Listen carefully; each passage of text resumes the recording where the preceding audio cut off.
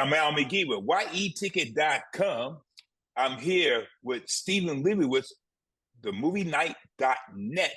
We're going to talk about this new film based on the book by Carleen Hoover called It Ends With Us. And man, this thing finally gets to the movie screen. This is a very popular book. And in this book, it shows Lily Bloom, played by Blake Lively. She's a young woman, she has her experience with domestic abuse. And this is what a lot of the movie is about love, but most of it, or some of it, is about domestic abuse. What do you think about that, Steve? Well, first of all, I came in this movie knowing nothing about it. I knew there was outside it was a book. I didn't see any trailers. I only saw a movie poster. I did not know. All I knew in the first minute that I was watching some kind of drama, because it starts with these large helicopter shots of a car driving with nice piano music playing. I'm like, all right, I know I'm watching a drama. I got this much going. And within the first 60 seconds, someone's already crying. Okay, I'm watching some kind of drama here for sure. You mean somebody crying in the audience? No, someone crying in the screen. The mom. Okay. The mom. The mom character. Yeah. Although in our audience, boy, did our audience have some reactions to this movie, huh, Al? And it was all female who had the reaction. Yes. Oh, you heard some. And you heard out loud crying in our movie. So ladies, I don't like to use chick flick. That gets offensive, but at the same time, you know what? It has that opening vibe. Blake Lively meets this very, very handsome man, and it has this whole feeling it's going to be some kind of romantic. And he's a brain surgeon, neurosurgeon. A real one too. Not just some pickup line that you and I might use.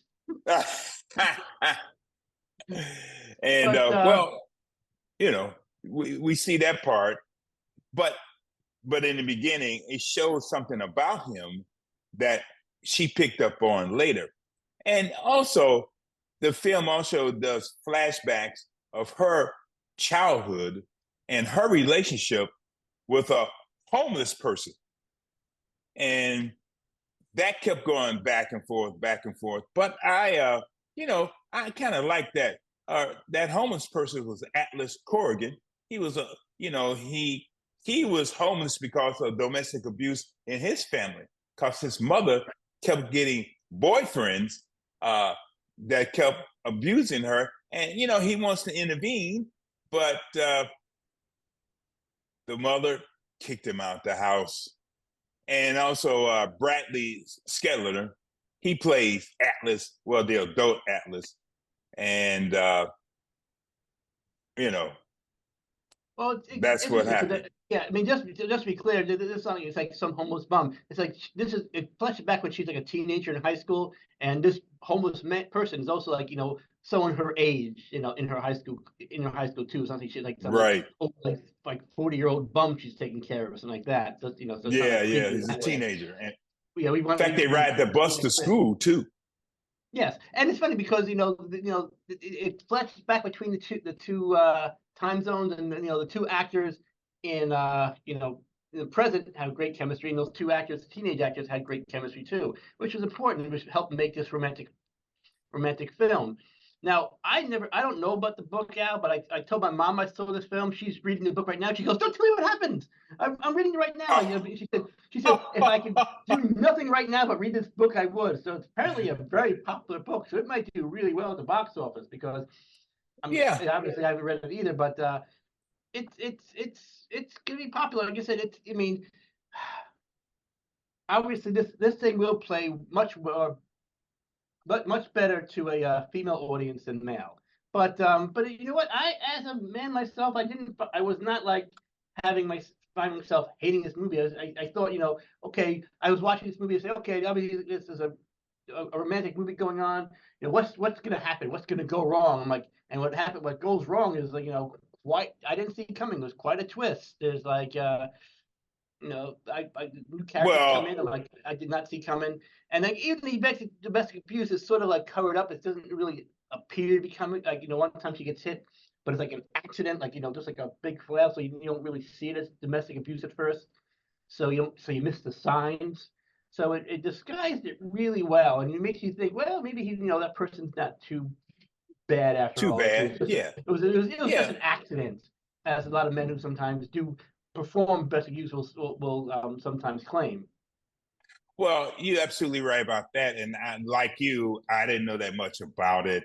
And when I go to a movie at first, I don't research it because I don't want to know anything about it. Sometimes I might know something about a film, like a Marvel movie or something like that. Then I know the characters. Right, But or at here, least, or you saw some trailers going in, so you had a little bit of the story going on. Like you said, so yeah, usually yeah, most right. movies I see, I at least see the trailer. But this case, but sometimes, in some cases, I go, we see so many movies, and since we don't, people don't notice when we go see our critics readings, we usually don't get a movie trailer with it. So usually, so I don't see a lot of movie trailers anymore because I don't really go to the regular movies. So Yeah, I don't either. But so anyway, that's well, she meets Lily. She meets Rao. His name is Rao Kincaid. But Rao Kincaid was played by the director of this film. He directed this film too. Justin Baldoni.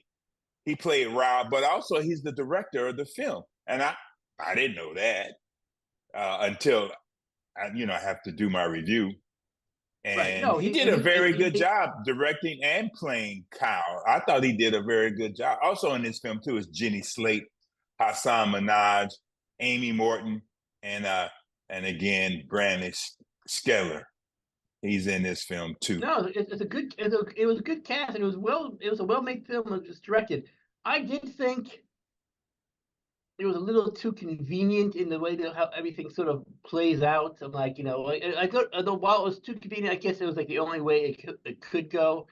Also, it's like it's a little over 2 hour movie, and like a lot of these movies, it probably could have been cut down. In fact, I thought during the movie where there was this last scene. I'm not going to say what happens, where basically she said the title of the movie out loud. I thought, okay, fade to black, perfect ending. But nope, they had to keep it going a little while longer. I'm like, this is stretch it out to me. I'm like, no. Yeah, And the you're right. perfect ending, you kept going, you Yeah, blew it. yep. She sure did. She kept going. Well, but they wanted to show what was in the book. In fact, the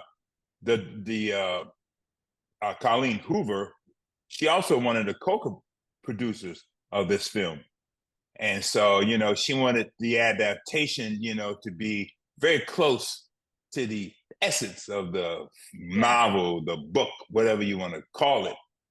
I But I would bet I out want that to. people who like the book are going to love this movie. I guarantee. While I haven't read the book, I would bet anything that they're going to love this movie. The people read the book, but I want to talk about.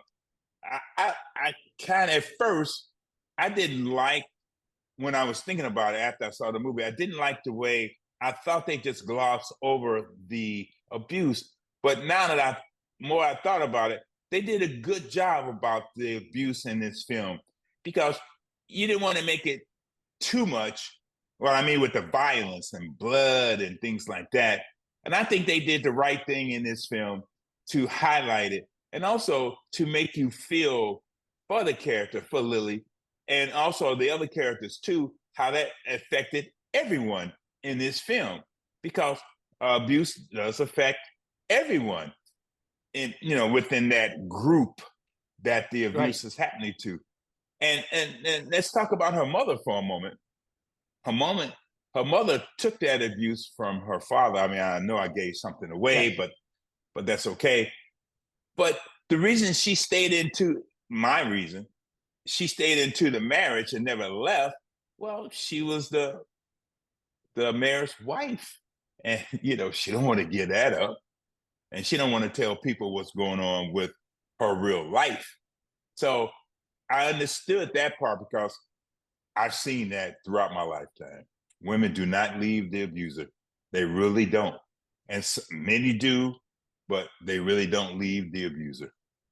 I would say it would be awesome if someone who is in an abusive relationship saw this movie and found the courage to get out, because this movie really can, shows how you can that can happen. It shows you a path. So that there is like during the end credits there is like a little thing. Hey, if you're a member, if you're experiencing domestic abuse, here's a number you can call. So they put that in the end credits, which is great. So the movie has a great message saying, you don't have to stay. It can end, and you can, and there is a way out. And of course, and to share my life, I worked for abused women. I worked for programs for that, and I used to go around schools, doctors, and police departments to teach them about the signs of abuse and things like that. So I'm very familiar with abuse, and I thought the film did a pretty good job with it, but not going overboard with it like I've seen in other movies in the past. So, I really like this movie. I'm going to give this movie 3 palm trees out of 4 because of that. And I thought the acting, like you said, there was some very good actors in here in this film too. They did a very good job.